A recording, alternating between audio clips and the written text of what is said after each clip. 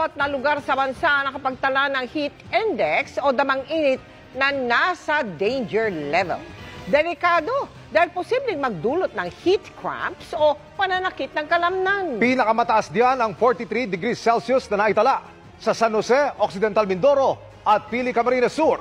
Babala ng Pag-asa, posibleng sumampa pa sa 50 degrees ang damang init gaya ng naranasan noong nakaraang taon. So now, we are experiencing something that really affects our daily life, which is the heat index toll. That is why we're here, nature, we're here at Toro River. Then, it's located here in San Ramon, Pamplona, Camarines Sur. The reason why we here is because of the heat index we're experiencing right now. So, what can you say about the heat index that we're experiencing right now, Tol? First of all, sa Playsta, talaga sa Nag-complement. nature kasi ang topic na is about the environment. Environment, yeah. So, kapag sa video kasi, may makikita doon na kung gaano kaganda yung nature kapag naprotektahan yung environment. Yan.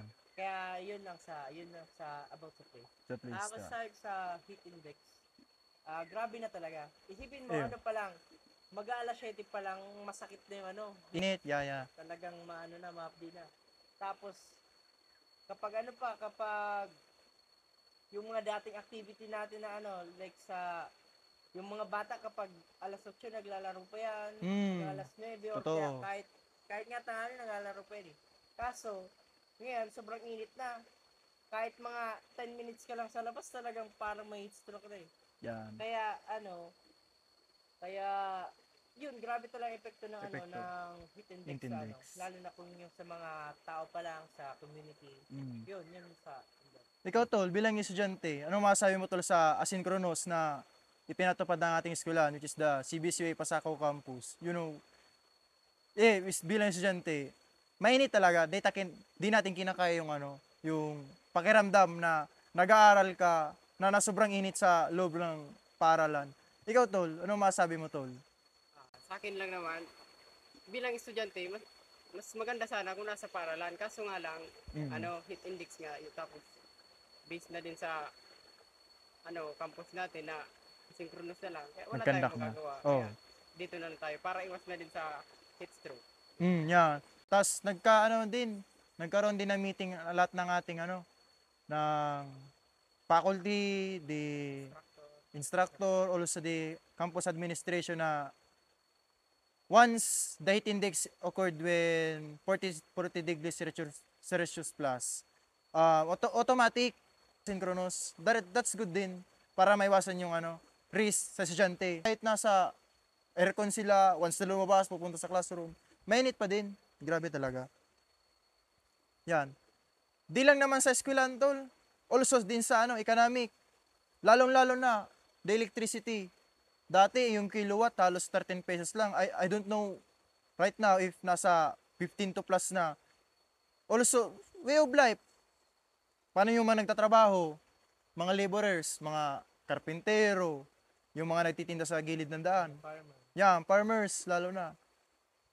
Kaya yun. That is why we need to take care of our environment. Even the heat index yaon dyan. Normal talagang summer na mainit. That is why we need to adjust talaga. Kitang ma-adjust sa init. Tayo nga adjust sa init. Hindi yung panahon na nga adjust para sa atin. Kaso kahit anong mga advocacy, yung mga environmentalist, kahit anong advocacy pa yun, yung stop polluting our earth. Yan. Kahit yung mga pagtatapon sa mga pagsunog, sa mga ilog, pagsunog ng mga basura, hindi talaga mapipigilan yan. Dati pa yun ang problema eh. Kaso hindi na talaga, wala nang solusyon dyan. Kaya yung iba, like yung sa mga scientists, na lang about sa pollution sa heat index sa Philippines. Masyadong uncontrollable na yung mga tao. Like yung sa sa Manila, tiyan mo yung nakatira ba sa squatter. Tubig. Sa Tubig. Tingnan mo yung mga dumi dun sa baba. Grabe. Tapos yung tubig talagang maitim na. Kaya yun ang tapos kapag nagsusunog pa sila, yung pollution talaga, tapos sa mga sasakyan, sa factories, yun talaga nakaka-apekto sa heat index. Sa environment. Kaya grabe na ang heat index. Tapos sa ano naman, sa Yung wildfire. wildfire. Oh, O, wildfire. dun sa Pilipinas. Ewan Di- kung saang lugar saang yun, lugar. pero nagka-wildfire na, ibig sabihin, yung ano na talaga, sobrang tagtuyot na, tapos talagang sobrang lakas na nung init. Gaya nung sa ibang bansa, may may mga wildfires na talaga nangyayari kasi sobrang init na. Oh. Ngayon, Kaya- dry season Dry na sa season. Pilipinas. Kaya, yun, lumalakas talaga yung init.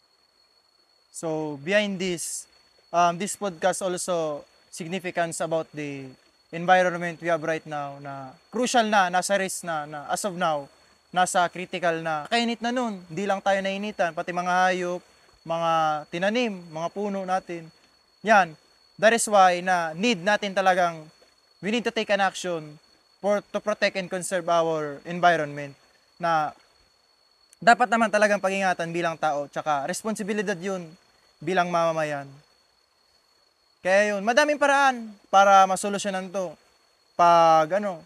Pagtigil ng pagsunog ng basura. Yan, iwasan ang pagputol ng mga kahoy. Tapos yung pagtanim sa mga tree planting, maganda dun sumama. Tapos yung mga cleanup drive sa mga coastal na ginagawa. Tulad yun sa CBCUA. Yung sa science na department, tapos sa eco, tapos marine biology. They conduct cleanup drive, coastal cleanup drive sa mga coastal dito dun sa Pasakaw. Kaya yun, we need to take care talaga our environment. Kasi yung ginagawa natin na masama, sa atin lang bumabalik. That's it.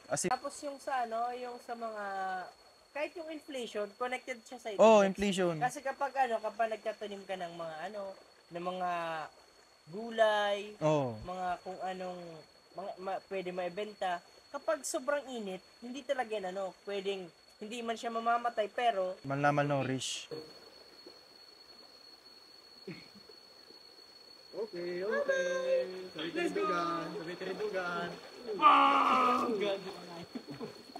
Bilis, salbatan kasi.